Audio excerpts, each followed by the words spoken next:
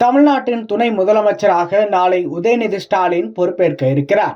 அதேபோல நாளை நடக்கும் அமைச்சரவை மாற்றத்தில் செந்தில் பாலாஜி, கோவி செழியன், ராஜேந்திரன், ஆவடி நாசர் உள்ளிட்டோர் புதிய அமைச்சர்களாக பொறுப்பேற்க உள்ளனர். இந்த பதவியேற்பு விழா நாளை மாலை 3 மணியளவில் ஆளுநர் மாளிகையில் நடைபெற உள்ளது. சட்டமன்ற தேர்தலில் சென்னை சேப்பாக்கம் திருவல்லிக்கேணி தொகுதியில் போட்டியிட்ட உதயநிதி ஸ்டாலின் தேர்தலில் வெற்றி பெற்று சட்டமன்றத்திற்கு தேர்வு செய்யப்பட்டார். அவருக்கு உடனடியாக அமைச்சர் பொறுப்பு வழங்கப்படும் என எதிர்பார்க்கப்பட்டது.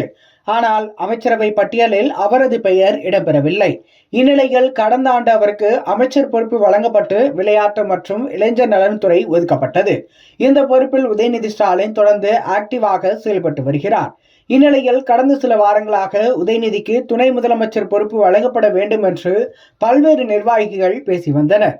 குறிப்பாக திமுகவின் முப்பெரும் விழாவில் பேசிய எஸ் பழனிமாணிக்கம், உதயநிதியை துணை முதலமைச்சராக்கும் காலம் வந்துவிட்டது, உங்களுக்கு பிறகு கட்சியை வழிநடத்த ஒருவரை அடையாளம் காட்டுங்கள் என மு.க.ஸ்டாலினிடம் கோரிக்கை வைத்தார்.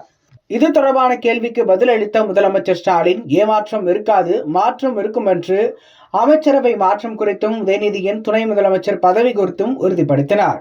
இதற்கிடையே அமைச்சரவை மாற்றம் குறித்து இன்று ஆளுநருக்கு முதலமைச்சர் ஸ்டாலின் பரிந்துரை கடிதம் ஒன்றை அனுப்பியிருந்தார். அதன்படி தமிழ்நாடு அமைச்சரவை மாற்றத்திற்கு ஆளுநர் ரவி ஒப்புதல் அளித்துள்ளார். புதிய மாற்றங்கள் குறித்தும் தற்போது தகவல் வெளியாகியுள்ளது. புதிய அமைச்சரவையில் உதயநிதி ஸ்டாலினுக்கு துணை முதலமைச்சர் பதவி அளிக்கப்பட்டுள்ளது.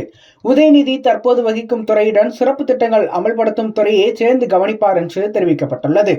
இது மட்டுமல்லாமல் மொத்தம் 6 அமைச்சர்களின் இலாகாக்கள் மாற்றப்படுகிறது. உயர்கல்வித்துறை அமைச்சராக இருந்த பொன்முடிக்கு வனத்துறை இலாகா ஒதுக்கீடு செய்யப்பட்டுள்ளது. சுற்றுச்சூழல் துறை அமைச்சராக இருந்த மையநாதனுக்கு பிற்படுத்தப்பட்டோர் நலன் மற்றும் மிகவும் பிற்படுத்தப்பட்டோர் நலன் துறை ஒதுக்கீடு செய்யப்பட்டுள்ளது. கயல்விழி செல்வராஜுக்கு மனிதவள மேம்பாட்டுத்துறை ஒதுக்கீடு செய்யப்பட்டுள்ளது. மதிவேந்தனுக்கு ஆதி திராவிடர் நலத்துறை மற்றும் ஒதுக்கீடு செய்யப்பட்டுள்ளது. ராஜகண்ணப்பனுக்கு காதி மற்றும் பால்வளத்துறை ஒதுக்கீடு செய்யப்பட்டுள்ளது. தங்கம் தென்னரசிற்கு நிதி மற்றும் சுற்றுச்சூழல் துறை ஒதுக்கீடு செய்யப்பட்டுள்ளது. அதே நேரம் அமைச்சர்கள் மனோ தங்கராஜ், செஞ்சி மஸ்தான், ராமச்சந்திரன் ஆகியோர் அமைச்சர் பதவியிலிருந்து நீக்கப்பட்டுள்ளனர். செந்தில் பாலாஜி, ஆவடி நாசர், கோவி செழியன், ராஜேந்திரன் போன்றோருக்கு புதிதாக அமைச்சர் பதவி அளிக்கப்பட்டுள்ளது. மோசடி வழக்கில் சிறை சென்று பிணையில் வெளிவந்துள்ள செந்தில் பாலாஜிக்கு மீண்டும் அமைச்சர் பொறுப்பு கொடுக்கப்பட்டுள்ளது.